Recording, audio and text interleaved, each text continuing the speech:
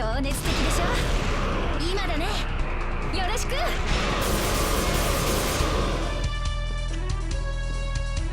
熱くさせるじゃない。とっておき。ふっ。甘い。準備万端だって。かっこいいとこ見せてよ。よーし。観念しなさい。爆発注意ってね。折れるなよ。なんつって。Welcome home, honey. Took your sweet time.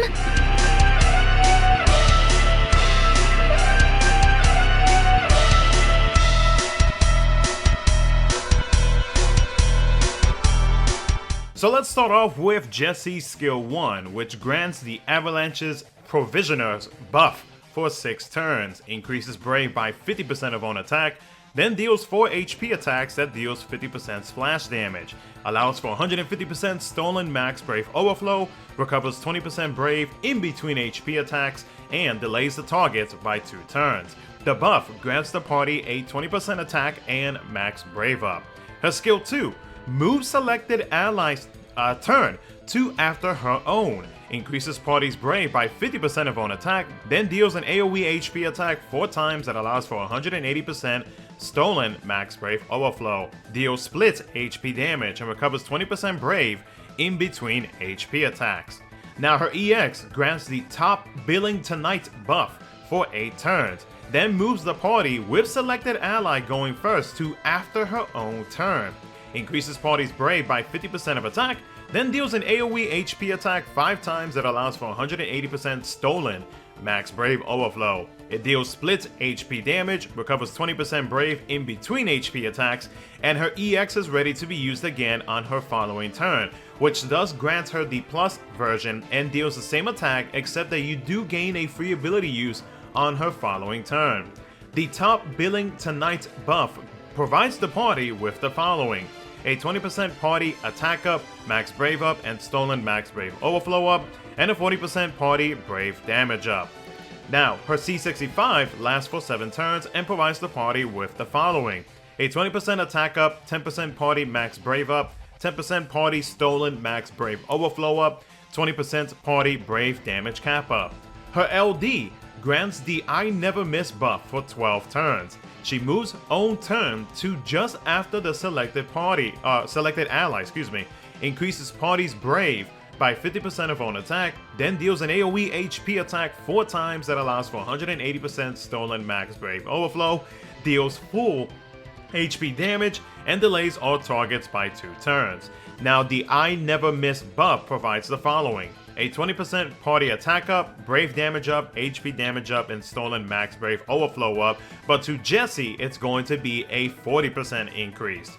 Now, with Maria as her partner, Jessie's FR deals an AoE HP attack 3 times that deals split HP damage and delays all targets by 2 turns.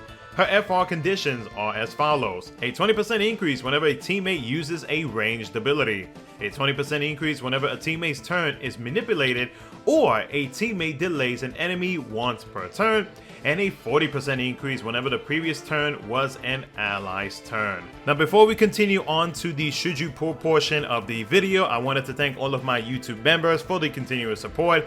If you ever thought about becoming a member and further supporting the channel, you can either click the first link in the description of this video or hit the join button below for details on how to become a member. And a shout out to Costix, JStrive23, and K for the continuous support. Let's go ahead and move on to the video. So should you pull on any of the Jessie banners? So let's start off with the side units.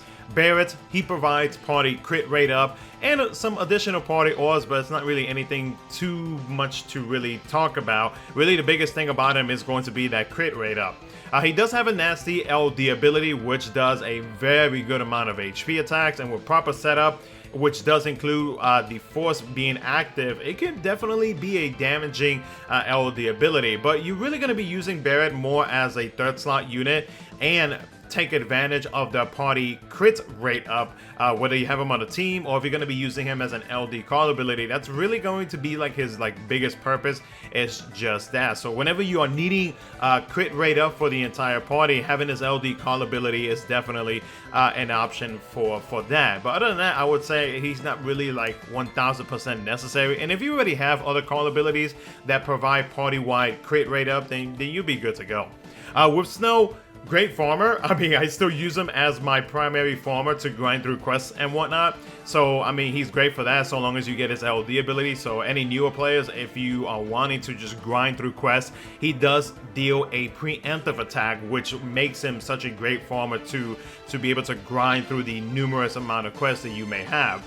His biggest thing when his BT got released first was the Snow Flow, which makes it so that you can actually go way beyond the HP damage cap that your characters were able to do, so long as you had the proper setups. And you do need a good amount of proper setups to be able to achieve that. But honestly, for where we stand right now in current Shinryu era, and especially with FR Echo coming up next month, I don't really feel like it's something that you really need to stress yourself out with. I mean, Snow in general, he is a tank, so he is able to mitigate damage. But I honestly feel like there are much better tanks in the game right now, and I feel like he's not really like a top choice that I would personally recommend. I mean, he does a few other things, his BT effect, aside from being able to grant the whole Snow Flow and everything like that. So again, so long as you have the proper setup, it provides like party ice enchant and a few other party ores from his BT effect. But other than that, that's really about it. So I would say you could probably hold off on him unless you want a character that does quick farming of quests and whatnot, which I mean, I know there are other options. You have like Yuffie Vanille, which other players may use, but Snow is an option. He's always been my option when it comes to clearing quests super quickly. And then finally with Jessie, in my opinion is a very good third slot character, especially if you are not wanting to let the enemies act. Then Jessie is a very good option to actually consider picking up. With the fact that she is able to turn manipulate, she is able to drag her team wherever it is that she wants, depending on what skills that you are using, and even go behind her teammates after she moves them, is pretty good. The fact that she is able to also delay just makes her a strong utility character to not let the enemies act whatsoever. She does have some decent party ores. Most of those party ores are generic party ores, so they're not really anything too crazy to brag about. They're kind of just like there to add on to whatever other party ores that you got going on. She has good Brave Battery with most of her skills except for her FR and her skill 1. And then speaking of her FR is not too bad so long as you do not let the enemy act. Then Jessie can easily make it so that everybody will be getting most of the percentages within her FR conditions. The only thing that I would say that may hinder you into maybe not pulling for her FR or just her in general is going to be that she needs to be paired up with ranged units. So with that being said though, I mean, there are some choices when it comes to like ranged units, but overall in general though, I would say that like Jessie is a great third slot unit for the utility that she has in the overall kit. Like Jessie with Noctis would actually be pretty good to have, because remember with Noctis's LD buff that he grants to the party makes it so that everybody in the team, so long as that buff is active, is able to act over and over. So Noctis and Jessie would actually be a pretty good pairing together, because you're pretty much going to be acting the entire time. Jessie is going to be turn manipulating, she's going to be delaying the enemies as well, so it's almost like the enemies are not going to be getting a turn whatsoever. And like off turners would actually be pretty good paired up with Jessie, because with the amounts that you are going to be turn manipulating and delaying at the same time, characters like Core, Young, Kane, well actually not really Kane, because like Kane would actually be a pretty bad choice pairing up with Jessie, because of the fact that because of her turn manipulation, you're going to be dragging Kane from the sky and making him act immediately, and you don't want that. So like other off-turners where like other off-turners aside from Kane and Freya would actually be a good pairing to pair up with Jessie. Now I will say that one con with Jessie is going to be, or two cons really. More than likely that there's going to be a good amount of players that will not have the gun ultima weapon maxed out, because there's not really too many strong gun ultima users currently in the game, but hopefully later down the line when Vincent gets something, then you know, that may change. But as of right now, I will say there's not too many strong, like really strong gun ultima users that you would consider building up a gun ultima weapon. The other thing is going to be is that if the enemies are somehow, whether it be with ores or whether it be with buffs, which you can't dispel the buffs, but let's say that you are going up against enemies that has an ore built in either in their force gauge or just in general within them. If they increase their speed, if they grant themselves turn rate up, Jessie is going to struggle a little bit with that, because like you are trying to beat that increase in speed and turn rate, that I do feel like Jessie is not going to be a choice for those type of fights. Another one is going to be if the enemy does not allow themselves to get delayed, then that's going to be another issue with Jessie. You're just going to be relying on the turn manipulation, and at that point it's best to not even bring Jessie, because she's just going to be struggling overall in general with those specific type of fights. So that's one thing to consider when it comes to her overall kit.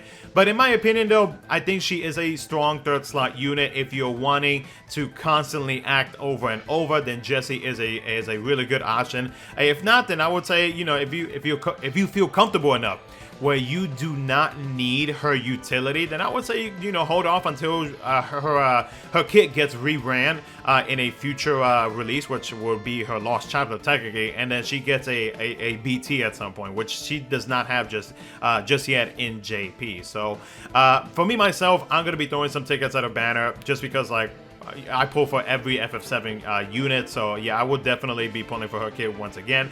But like overall, I do think that she is a pretty good unit, but she's not necessary to actually have in the game. So other than that though guys, that's pretty much it for the video. Let me know what you guys think down in the comment section below. And of course, if you guys enjoyed, don't forget to like, subscribe, do all that good stuff. And a thank you to 40 once again for the intro at the beginning of the video, and a big thank you to all of my YouTube members for the continuous support. Thank you so much for watching. I'll catch you guys in the next one.